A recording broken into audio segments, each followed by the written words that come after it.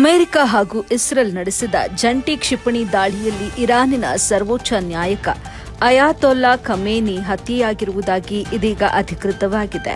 ಸ್ವತಃ ಯುಎಸ್ ಅಧ್ಯಕ್ಷ Donald Trump ಈ ಕುರಿತು ಘೋಷಿಸಿದ್ದಾರೆ. ಟ್ರಂಪ್ ಮಾತ್ರವಲ್ಲದೆ ಇರಾನ್ ಮಾಧ್ಯಮಗಳು ಕೂಡ ಖಮೇನಿ ಸಾವನ್ನ ವರದಿ ಮಾಡಿವೆ. ಇದರಲ್ಲಿ ಅಚ್ಚರಿ ಎಂದರೆ ಕೇವಲ ಖಮೇನಿ ಮಾತ್ರವಲ್ಲ, ಅವರೊಟ್ಟಿಗಿದ್ದ 40ಕ್ಕೂ ಹೆಚ್ಚು ಮಂದಿ ಇಸ್ರೇಲ್ ದಾಳಿಯಲ್ಲಿ ಉಸಿರು ಚೆಲ್ಲಿದ್ದಾರೆ. ಅಮೆರಿಕ ಇಸ್ರೇಲ್ ಜಂಟಿಯಾಗಿ ಹೇಗೆ ಅಯತೊಲ್ಲಾ ಖಮೇನಿಯವರ ಇಡೀ ತಂಡವನ್ನ ಛಿದ್ರಗೊಳಿಸಿತು? ಕ್ಷಿಪಣಿ ಟಾರ್ಗೆಟ್ ಯಾವ ರೀತಿ ಒಂದೇ ಏಟಿಗೆ ಖಮೇನಿ ಅಡಗಿದ್ದ ಸ್ಥಳವನ್ನ ಗುರುತಿಸಿ ಸ್ಫೋಟಗೊಳಿಸಿತು?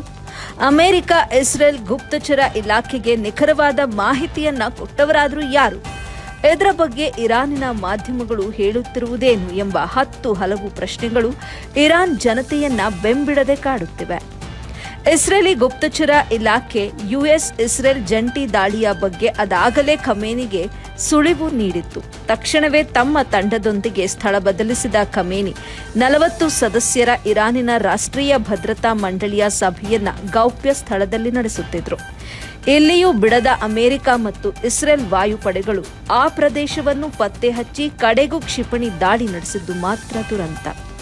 ಈ ಅಟ್ಯಾಕ್ನಲ್ಲಿ ಖಮೇನಿ ಸೇರಿದಂತೆ ಸಭೆಯಲ್ಲಿದ್ದ 40ಕ್ಕೂ ಹೆಚ್ಚು ಮಂದಿ ಸ್ಥಳದಲ್ಲಿ ಕೊನೆಯುಸಿರೆಳೆದರು ಎಂದು ಅಂತಾರಾಷ್ಟ್ರೀಯ ಮೂಲಗಳು ತಿಳಿಸಿವೆ.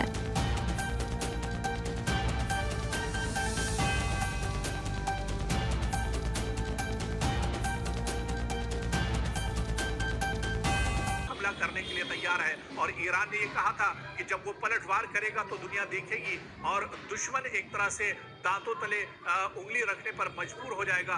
दुश्मन को ईंट का जवाब एक तरह से पत्थर से दिया जाएगा. और आप देखिए कि ईरान के supreme leader ayatollah Ali Khamenei की पूरी जिंदगी किस तरह से वो एक तरह से मुश्किल हालात से गुजर कर आते रहे.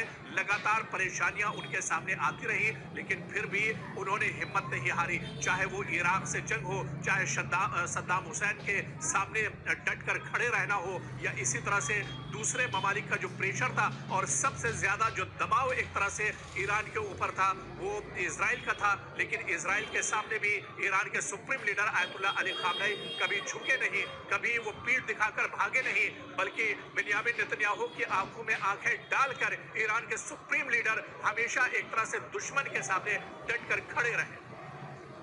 और आज जब ईरान के supreme leader ayatollah Ali Khamenei नहीं है, आप देखिए कि मशहद ईरान में 1939 में पैदा हुए खामनेई की जिंदगी किस तरह से बेदाग थी और ईरान के सुप्रीम लीडर किस मजबूती